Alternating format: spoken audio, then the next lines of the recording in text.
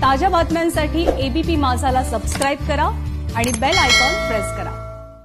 मुंबईकरांसाठी सिनेमा नाटक महागण्याची चिन्ह सिनेमागृह आणि नाट्यगृहां महागण्याची चिन्ह आहेत, कारण सिनेमागृह आणि नाट्यगृहांचा कर वाढवण्याचा प्रस्ताव देण्यात आलाय।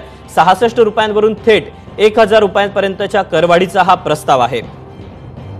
याबद्दलचे अपडेट देण्यासाठी मनश्री पाठक आपल्या सोबत आहे। मनश्री, मुंबई महापालिका सध्या मनोरंजन टॅक्स वाढवण्याच्या तयारीत आहे। सगळ्यात मुख्य कारण आहे की कोविड काळात, लॉकडाऊन काळात जे मुंबई महापालिकेवर खर्चाचा बोजा पडलेला होता, त्यासोबतच मुंबई महापालिकेचे जे इन्कम सोर्सेस आहेत ते देखील कमी झालेले आहेत। त्याच्यामुळे मुंबई महापालिकेने मनोरंजन टॅक्स वाढवण्याचा जो निर्णय घेणार आहे तो आजच्या स्थायी समितीत हा निर्णय होण्याची शक्यता आहे। मल्टीप्लेक्स सिनेमागृहांसाठी 66 रुपयांपासून ते 1000 रुपयांपर्यंतचा कर वाढवण्याचा प्रस्ताव आहे।